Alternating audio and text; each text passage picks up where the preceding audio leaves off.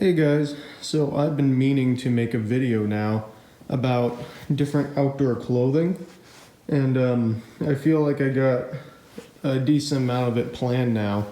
This is going to be kind of like an overall different types of outdoor clothing. I'm going to try to cover all the different types that you have for different activities, and then I'm going to make separate videos after that about layering for, or my suggestions for layering for different types of outdoor skills.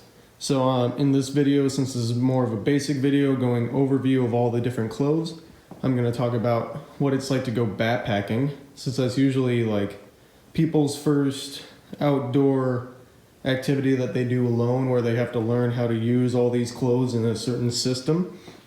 And it's also about as basic as it goes in terms of being outside and needing to care for yourself and keep your body in a comfortable setting but not too warm.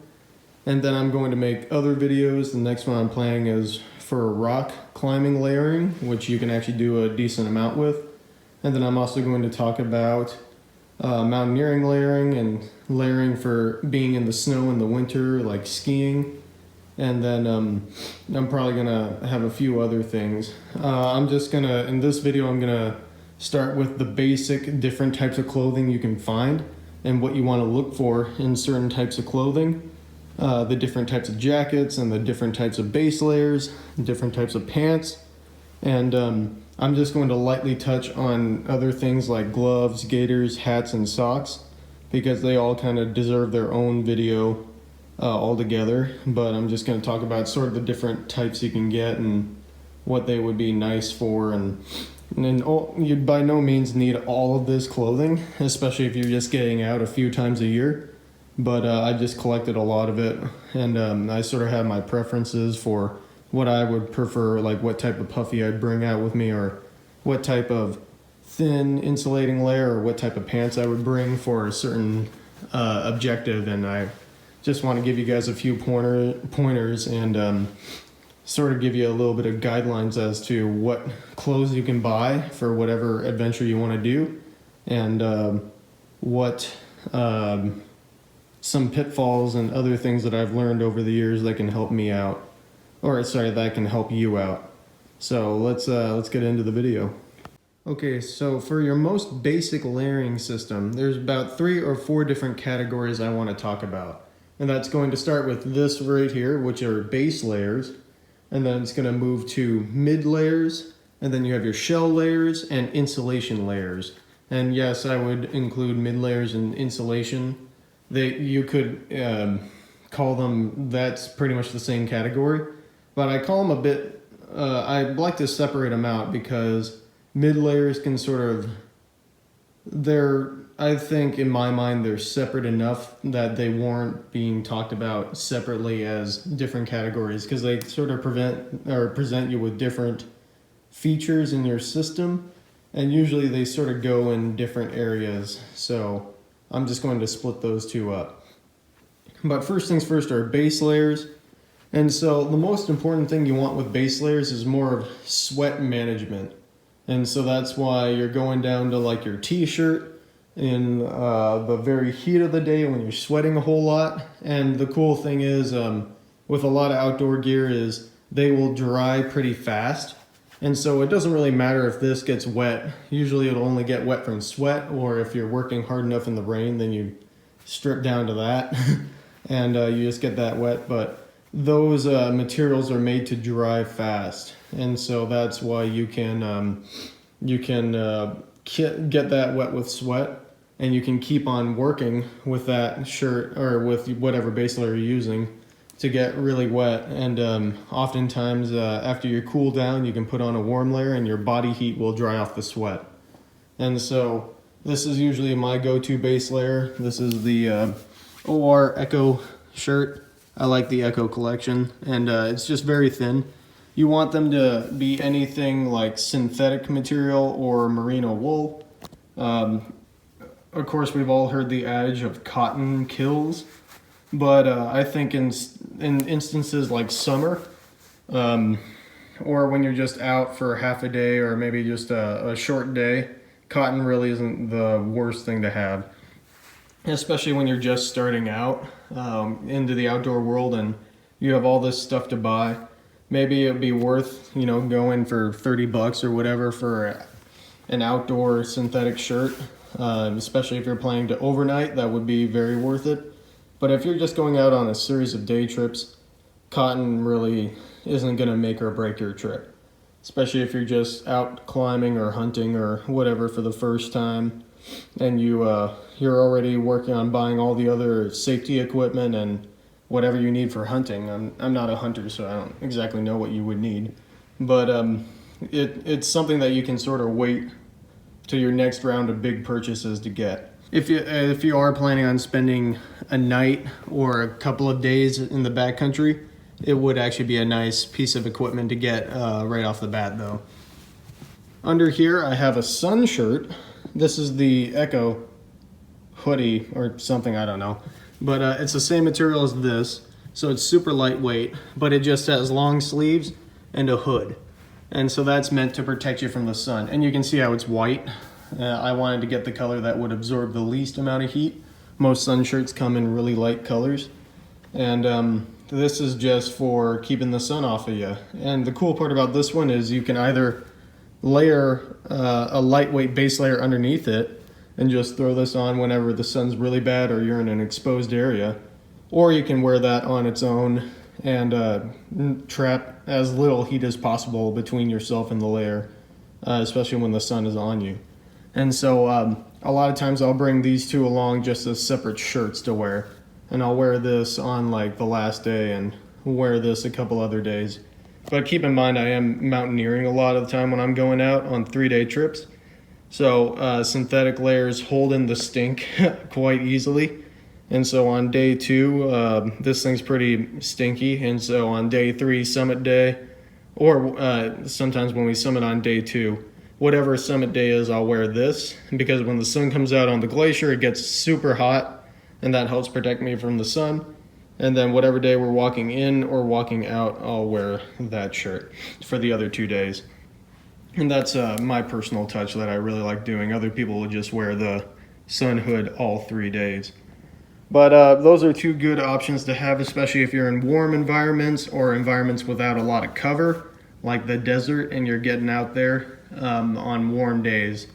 So those are very good options. And also, I really like wearing these on cold days, just for the sake of managing my body sweat. I sweat a lot. And so these shirts will take the sweat and bring it away from my body, and then dry out really fast in like my sleeping bag when I'm not creating any sweat or any heat, and then start keeping me warm and be like a reset on the next day. And so I really like using these as my first layer just for moisture management when I do have a bunch of layers on and I'm out in the cold. Along with that, actually, base layers that are kind of overlooked and not talked about are boxers. And these are also Echo boxers. And they're just, again, for keeping the moisture out of all the important bits, keeping things dry and warm. And yeah, just like the cool part with active wear, you can go out and get runner's shirts and runner's boxers if they have those, and they'll accomplish the same thing, but these things won't chafe. If you have cotton underwear, that will chafe after a couple of days of heavy miles. And so again, if you're just going out on day trips, maybe not like the biggest thing, but after you get into multi-day trips, it's worth it to have at least 1 pair of underwear that's made for high motion and being in the outdoors. Ex Officio makes good setups of both of these, as well as Mountain Hardwear and any other outdoor brand will have good base layer options. You'll notice how also when I'm explaining the different layering systems, I'm going to talk about upper body a lot, because upper body layering systems tend to be the most I don't want to say critical, but most they have the most options and tend to be tended to more, because in your trunk, that's where all your vital organs are, and it's very important to keep those warm. Whereas lower body layering systems, like involving your legs, don't really get super involved unless you're in very remote settings and very hostile environments. So usually lower bottom laying systems are 1 or 2 layers, maybe 3 max, but they're never really super involved. And I will talk about those later on, but they all work off of the upper body stuff. So I'm going to cover the upper body or talk about upper body layers, and they'll translate real easy to lower body. But that's why I'll be focusing mainly on shirts and jackets and stuff like that. And then also touch on hands and feet and head at the end. All right, other base layer options. This is just a separate option. I would use this in the same setting as these. But this is just a sun shirt. And the idea is it's maybe a little bit thicker than these, but I would use this when I'm not in a uber exposed environment. I really like using these for rock climbing stuff, and I use these in more mountain and multi-day setups. And so this is just a button-up sun shirt. It has a collar to help protect my neck, has a couple pockets that I can put whatever I want in there, short sleeves, and it's just a different material. And I really like using these for rock stuff because you're sort of bouncing in between shade and light and wearing them all day. And yeah, they just work for me, and I personally like using them. But this is another option that you have for sort of base layers aside from synthetics or wool. And then here's my sort of final thing for a base layer. The cool part about this is it's the thickest base layer I have, which provides the most thermal regulation. And so what I usually do is I wear either this shirt or that one underneath, and I can wear this as a really lightweight mid layer, or I could just wear this fully as a base layer on those cold winter days like skiing or ice climbing or whatever, because it's so thick. And so it would make a nice base layer before I layer on top of it with warmer garments. And so this is just kind of a cool option that sort of like bridges the gap between base layer, main layer. And if you pair this up with a long underwear top, it can really get roasting, which is actually pretty cool. So I just wanted to throw that out there. Sometimes your mid layers and your thicker or your thinner mid layers can work also as base layers. All right, so the next thing to talk about are mid layers. And these are layers that provide a little bit of insulation, a little bit of protection, possibly windproof. Usually mid layers aren't waterproof or fully waterproof. They can be water resistant, which means they have a DWR coating sprayed on it. I think these two had a DWR coating. Just keep in mind that that's a really fragile coating, and it wears off really fast just from your body oils. So it doesn't even matter if you had the jacket for a while and it hasn't been out in the rain. Bringing it out in the rain, the DWR could easily be gone. As well as after the first major downpour where rain's coming on to your jackets, then that DWR is pretty much finished. So like water resistant is just another word for not waterproof. What you want is waterproof or windproof. Those are really the name of the game. And you also hear wind resistant out there, which means it cuts some wind, but not all wind. And that's actually sort of getting into the more soft shell range, but I'd say that this one's fairly wind resistant, but not windproof. Definitely not waterproof. This one definitely not waterproof, but more wind resistant than that one. And I'd say wind resistant. If you're out in strong enough winds, it'll cut through that larger layer. Those are the important words to know when you're searching for your layers. Anyway, I'm going to start over here with my lighter weight mid layers. These are just, both of these are grid pattern fleece. You can see how it has that square sort of setup right there. Actually makes them really warm for the weight of jacket they are. Everyone knows this one. I wear this one a lot if you watch my other videos. I think it's called the transition jacket or something. But yeah, it's just a lightweight layer to wear over my base layer to add a little bit of warmth when I'm feeling a little bit of cold. As well as it's a really nice layer to put in between my shell layer and my base layer. And you'll see more on that later on. Underneath that, I also have the Patagonia R1, which is a really nice layer. I really like this for rock climbing. It's actually a bit more heavyweight than the last one. Has that same grid pattern fleece. In typical Patagonia style, it's just a pull-on hoodie, so it doesn't zip all the way down.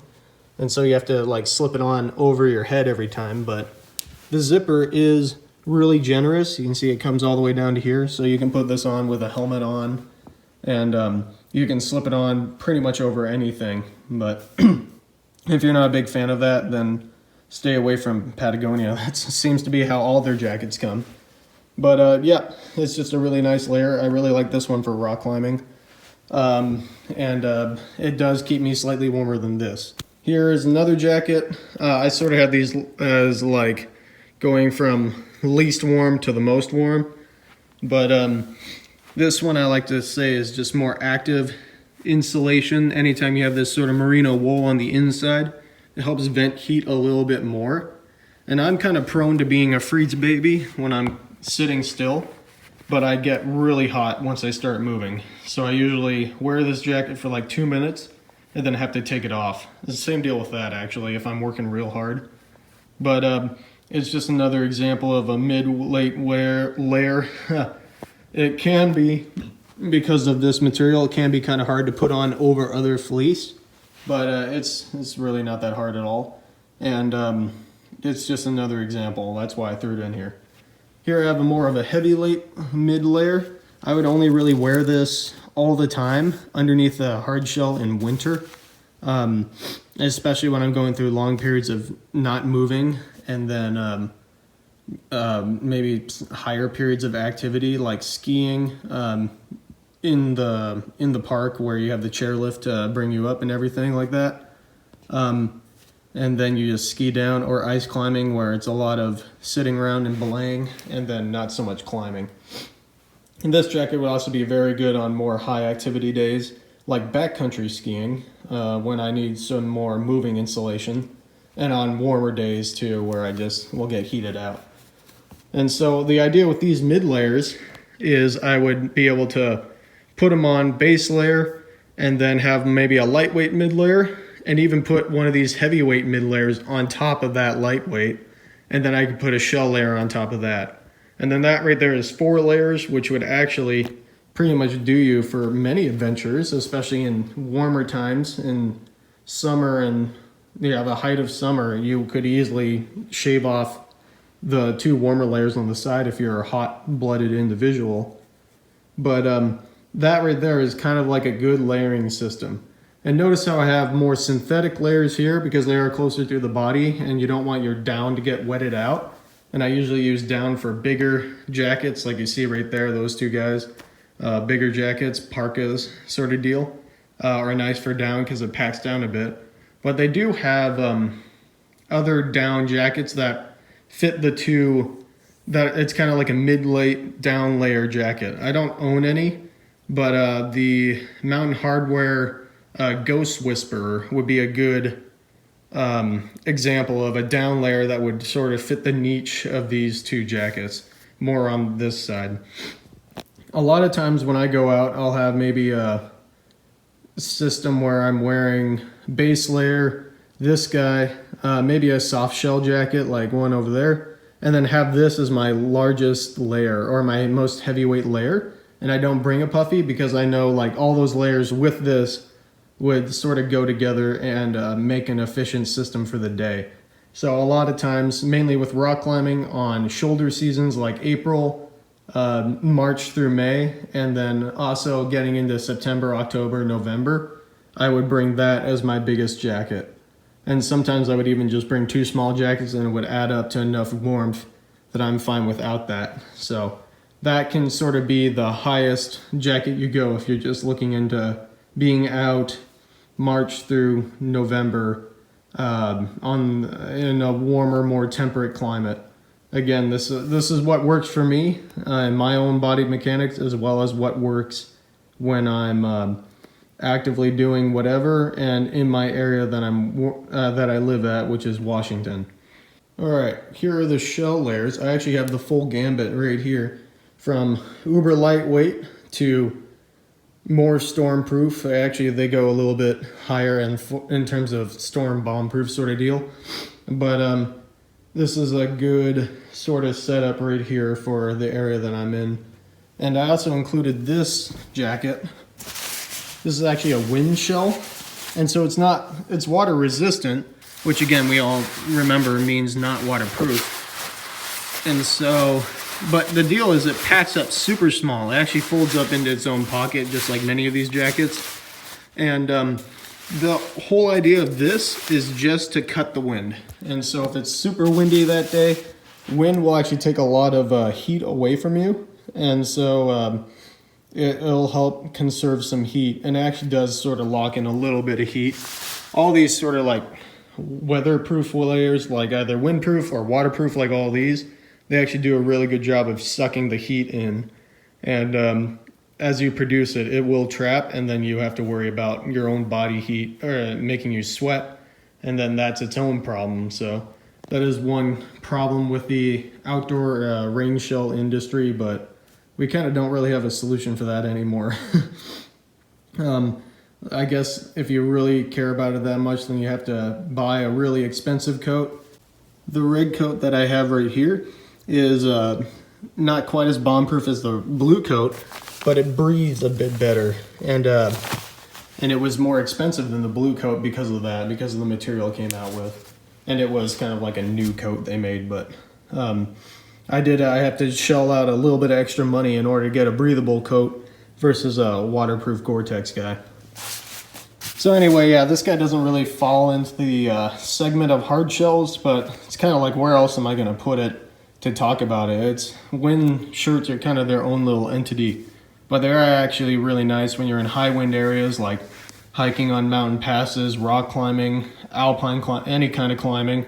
Or just in very exposed areas with a lot of wind. They'll help keep you warm and comfortable.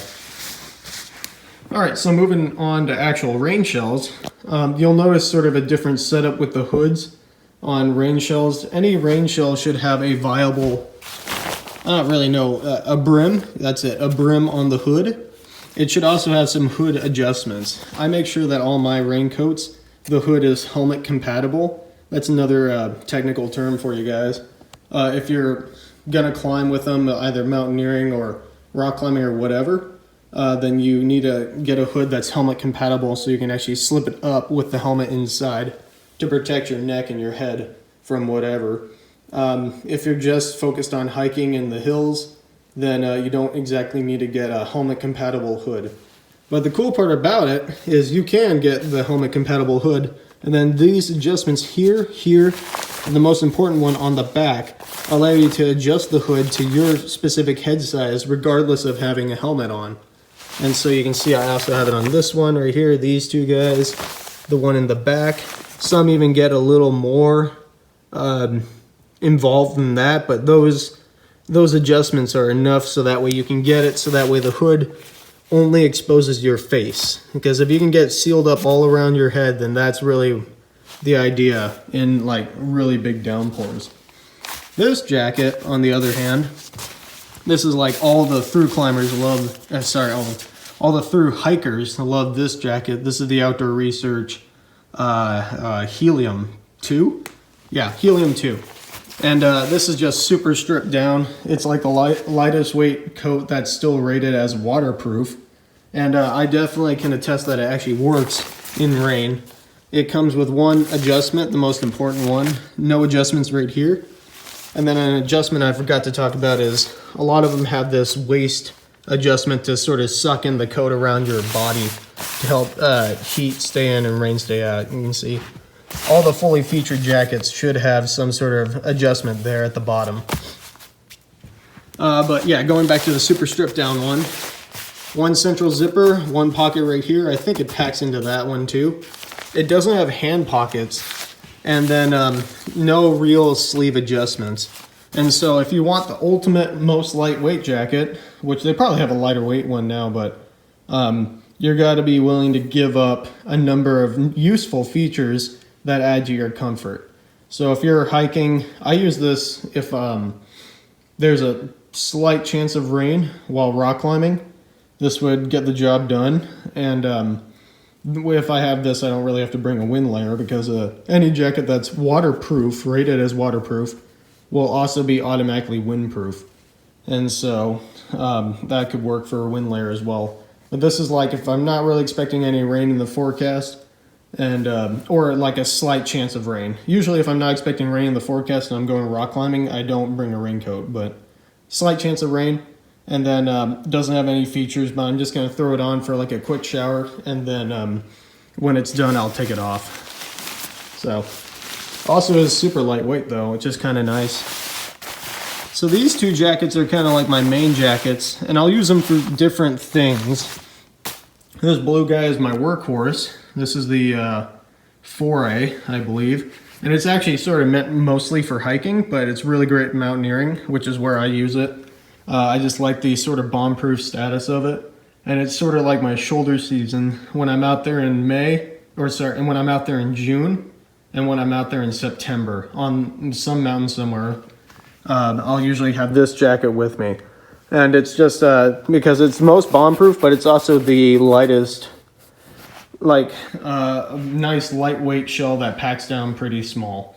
And so this is sort of the idea that I go with. It is full Gore-Tex, and even though like nothing stays dry forever, but Gore-Tex does seem to take the longest to wet out. Meanwhile, on this side, this is the new jacket that Aura came out with. I don't remember the name of it, but it's the one that they boast about, the award winner type stuff. But this is, I just got it like at the start of, I got it about 2 months ago or something. But I really like this for alpine routes again, where I'm on rock alpine routes, because you're not expecting, like if you're just climbing Mount Baker, you can do that in pretty much any weather. But rock routes, if it's raining, then that's kind of like the time you have to think about bailing off. So this jacket is more lightweight than that one. And so I can put this in as sort of alpine insurance, sorry. And that way it's always in my backpack. Usually on those sort of routes, I don't bring a pair of rain pants with me. And so my legs will just get wet, but I want to keep my torso dry. And so I'll have, I'll put like one of these jackets in. Any work I do in Boston Basin pretty much, or in the El Dorado area, I'll have this jacket. Any work I do on Baker or Shuckson, Rainier, I'll do with this jacket. And then a lot of times if it's like gonna be a super wet trip and we're gonna spend a lot of time in the tent, I'll just bring both of them.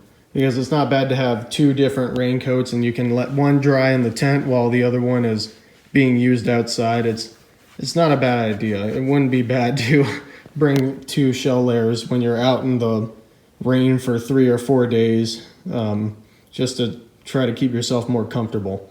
Another feature I forgot to mention is the cuffs will have the Velcro adjustment right there. Again, any like real raincoat should have the hood adjustments, the down, I think this is the hem adjustment or something, I don't know, I'm not a tailor. And then should have adjustable cuffs. And like pockets too. You definitely want pockets. All right, so the final thing I'm gonna talk about are puffies. And these are just any sort of thick insulating layer. They come in down or synthetic. I have 3 down layers in front of me. I don't really have a synthetic layer that's this big that'll fit in this category. And so I'm just going to talk quickly about these ones and what I use them for, and then I'll show you how I sort of put the whole system together. All right, so this is right here. This is like an Eddie Bauer down layer. It's one of the first pieces of clothing I actually got, and I'll use this. This is the most packable of these 3 down jackets, mainly because it's the smallest, like least amount of loft in it. And so I'll often carry this for like alpine rock trips, like somewhere in Boston Basin or in the El Dorado area, as well as on rock days when I'm just climbing on rock and it's like cold enough to actually warrant having some warmer layer. And I was actually just wearing it recently, so I guess October in Washington is a good example of that. On the early spring and then late fall. It wouldn't be bad to have this puffy out. It's also, since it's the most packable, I'll also bring it out like backpacking or whatever, just to help save some weight. This right here is by far my most used puffy. This is like, I'll never go mountaineering without this because not only is it a puffy, so I can put it on over all my other layers, but it also has a, what is it called? Pertex Shield Plus right there. And so that's the same deal as the Helium 2. So it's just taking a Helium 2 and putting a puffy jacket underneath. So it's one of those 2-in-1 jackets, even though I definitely wouldn't bring it without a raincoat because I use it as my puffy layer and my raincoat is a separate jacket. But this can go over all my other layers. It keeps me warm. Same helmet compatible hood. You see the adjustments right there and up there. Has a hem adjustment in order to keep in the heat.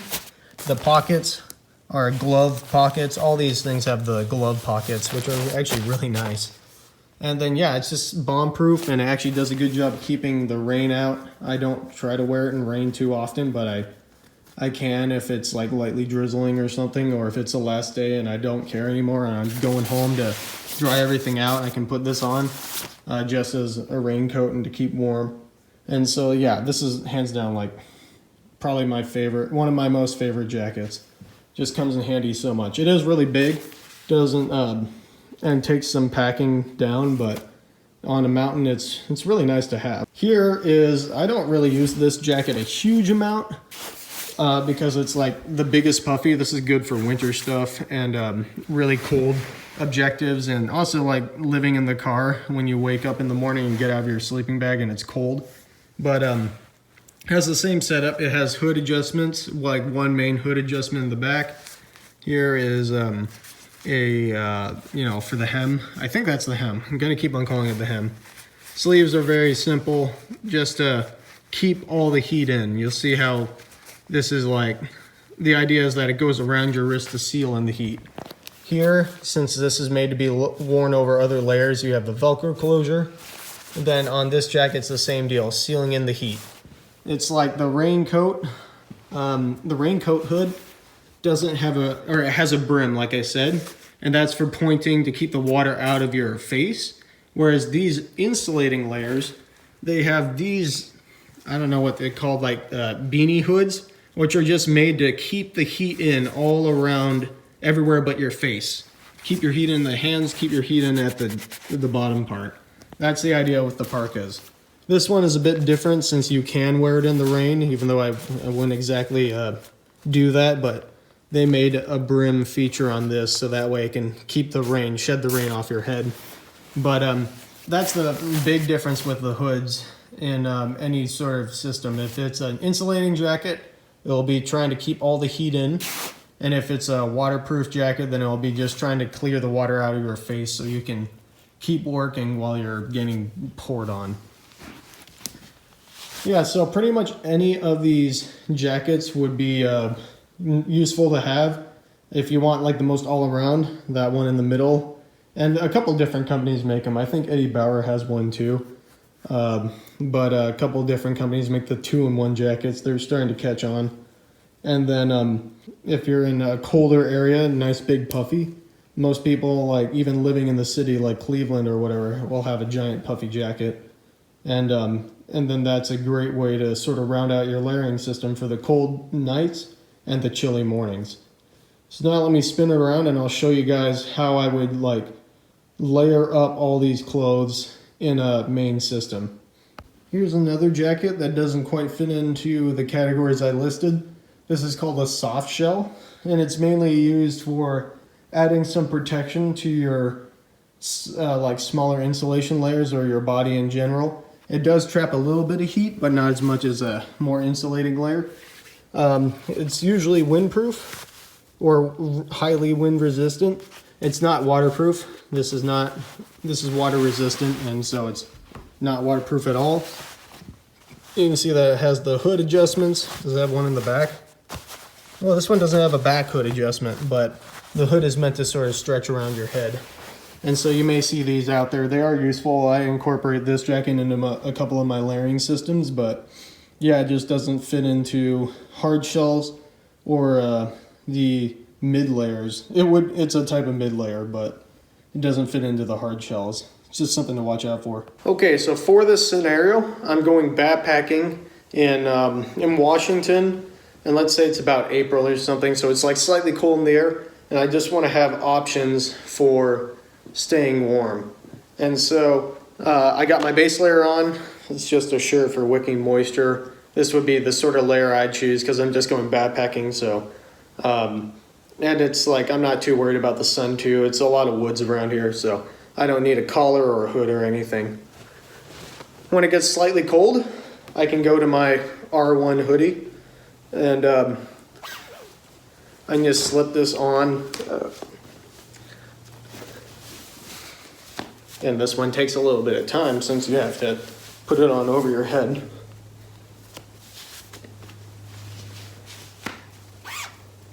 All right, yeah, and now I'm actually like maintaining a good amount of heat. I can still walk with this, or I can stay at the camp. Maybe I just got done with walking. I just need a little break, and so I'll put this on, and then when I'm done with the break, I'll take it off before I get moving again.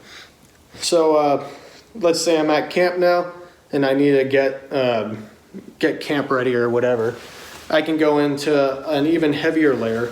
Now this one, I would either choose my red jacket or the blue one.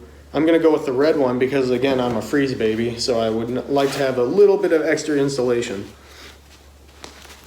Here you go, if I don't get the zipper stuck. Throw that on, take the hood out. And there we have it. And so that usually, like for the rest of the day with the way how I work, that's good enough for me. I'll be wearing this for the rest of the day as the day starts to cool off and the sun goes away. If it starts raining, for whatever reason, if I'm going backpacking, I'm going to be bringing my nice lightweight raincoat because I'm not really expecting it to rain. So I can throw that on over. Get all the hoods dealt with. Now I'm protected from the rain. Or maybe if it's a little windy, usually with backpacking, you're sleeping by a lake or something, so a breeze can come and make you cold at the lake. And then if anything happens after that, I can have my puffy if I'm still a little cold. Usually I don't break this thing out unless it's in the morning. Because that's usually after the coldest part of the night, and so it's still cold during the day. And then the true versatility with layering really involves your shell layer and your thick insulation layer. Because what I can do is if I ever wanted to, for whatever reason, so I can put this jacket on over my raincoat, and I can zip it up. You see, I'm not even Stay Puft Marshmallow Man. I can have a lot of movement. And I can have my hands in the pockets and everything. But I believe it is important to be able to put the puffy underneath the raincoat. So you see, now I look like Stay Puft Marshmallow Man. But, and maybe the down's getting compressed a little bit in the sleeves, but it is helping keeping my core warm.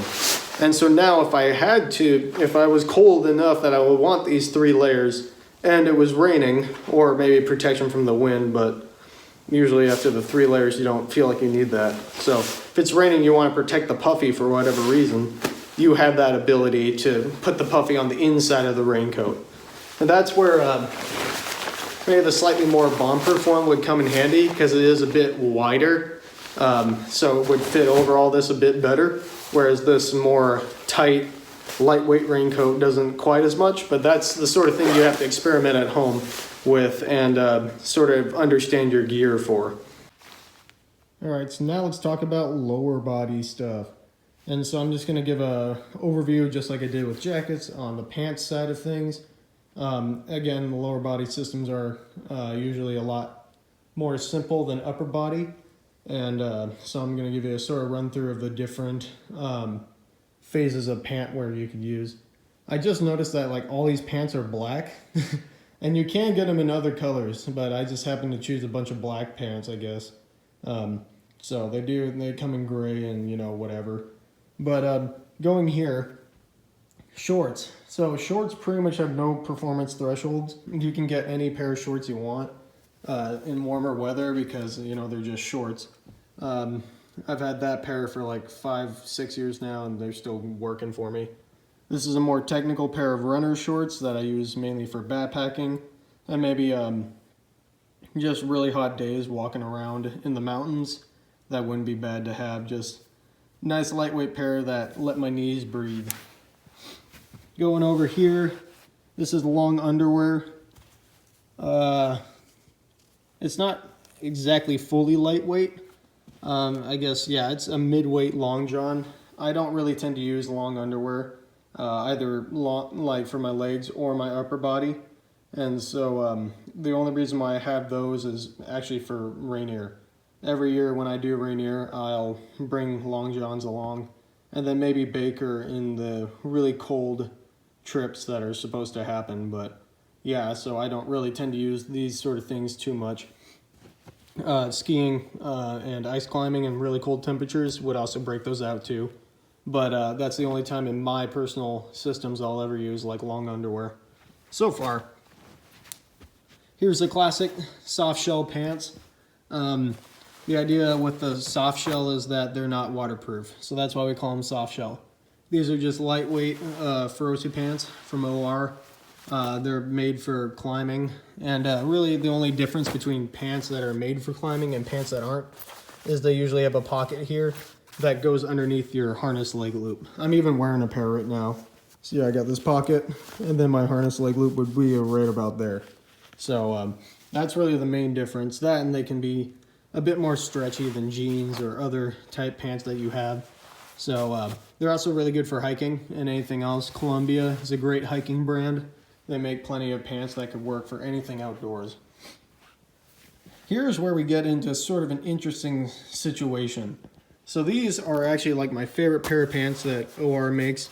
These are called the Prusik pants. And you can see, if I get to this part, you see how they're lined on the inside. So they're slightly more insulating than these pants, which are not lined. However, you could probably get the same effect, if not better, just by bringing long johns and putting these things over them. Because that's pretty much the same setup. A lightweight pair of long johns, and then those pants would equal these pants, which is one of the reasons why I barely use those things. These are, I like to call them my 8,000 foot pants, or maybe 9,000 foot pants, because I wear these on everything in like Washington alpine climbs, Washington rock alpine climbs, snow alpine climbs, whatever.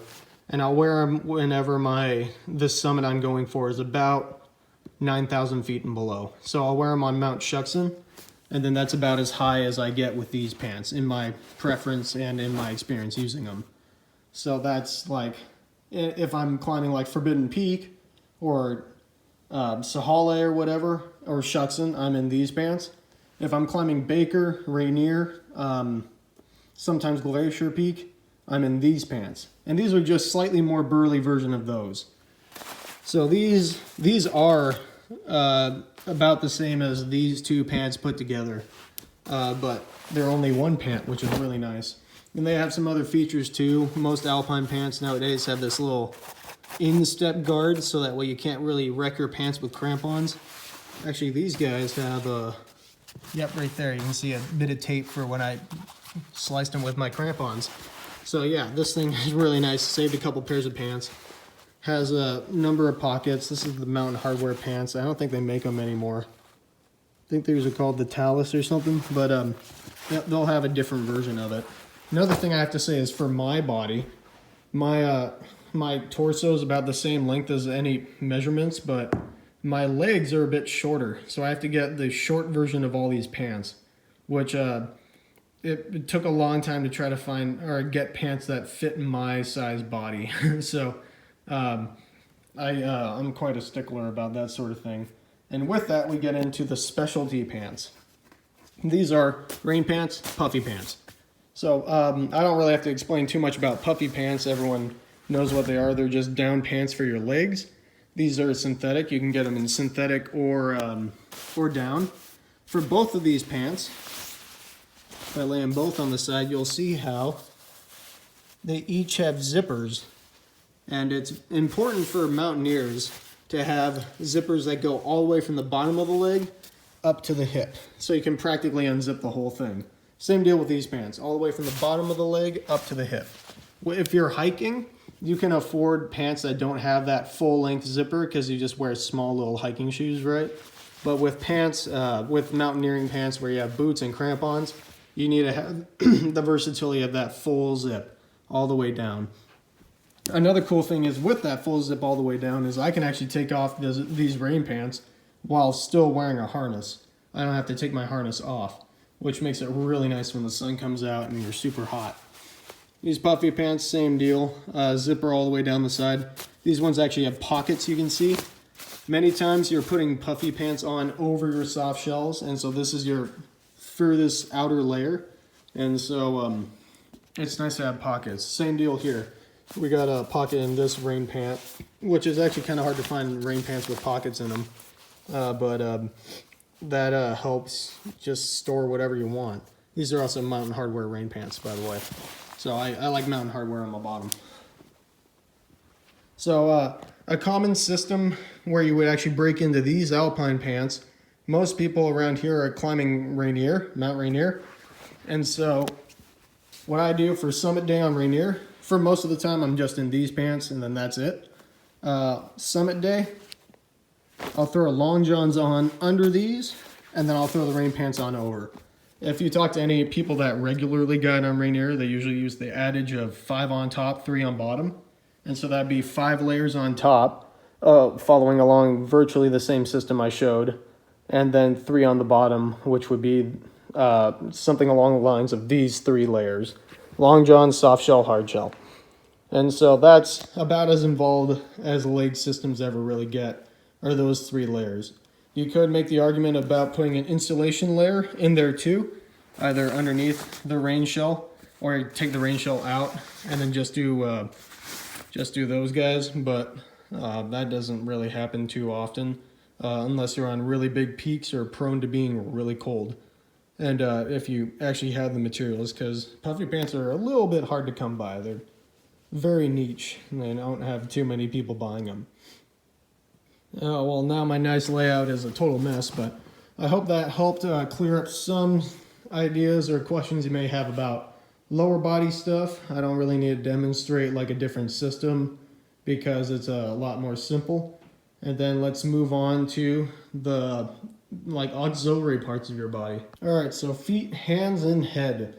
I'm gonna very lightly touch on this. And then while I go into my other videos about specific layering for specific objectives, I'll probably dive deeper into this. But, that's enough said. All right, so head. I always usually have a hat with me, just like a baseball hat, just to help keep the sun on my eyes. I did want it to be built black, so that way it would help attract more rays towards that, and then other than my sun. Pair them with sunglasses. And then you're good to go. Pretty much any hat works. They do make some specific ones, but I've been using this one for a while because my sister gave it to me. As far as insulating hats go, I really don't use these all that much because all my jackets have hoods, and so that pretty much covers the need for the hat. Maybe I would wear them more in winter when it is colder more all the time, but oftentimes I really don't bring a hat. I just use the hoods. But any hat will do.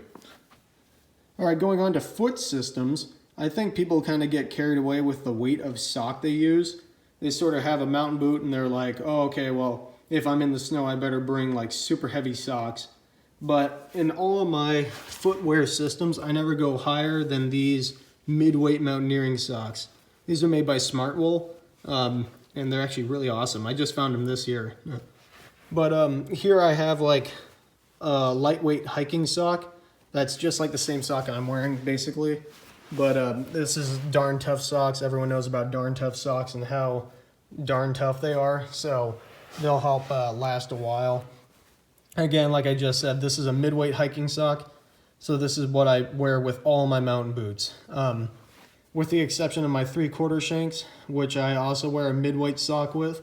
But I have to use REI mid-weight socks because these guys are a little thicker than the REI ones, and I like having the thinner ones with that boot.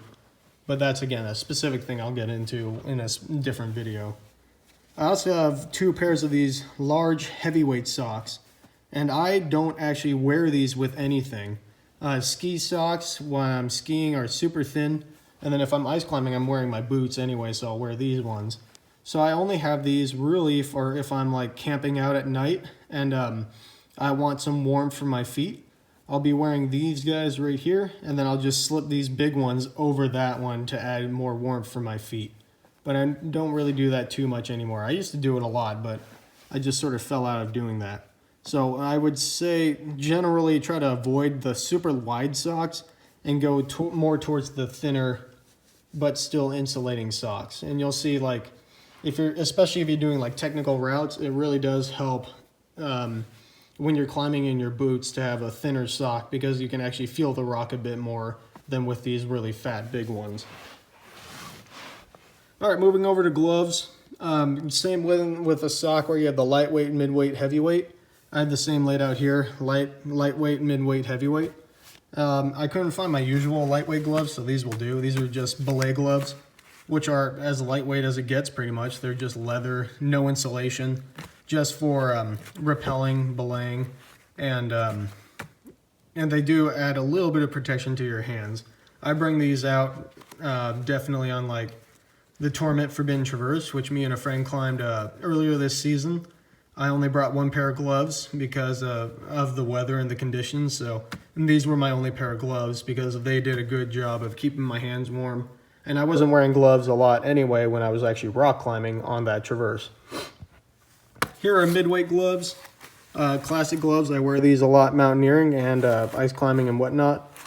These aren't exactly waterproof anymore, which kind of sucks, but they just add a little bit of insulation while keeping a good amount of dexterity. And then these are what I would refer to as heavyweight gloves. You can see how the hands are like molded out and everything.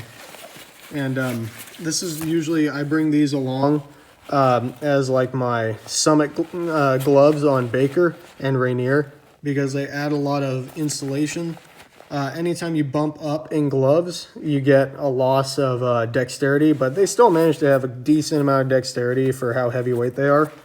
I could also bring these along ice climbing if I wanted to belay, a pair of belay gloves that would be nice and thick, and that would do the job. I do have another pair that actually goes one step beyond. That's a double glove, where it has an inner glove and then the outer glove as well. But I'll save that for the separate video on gloves.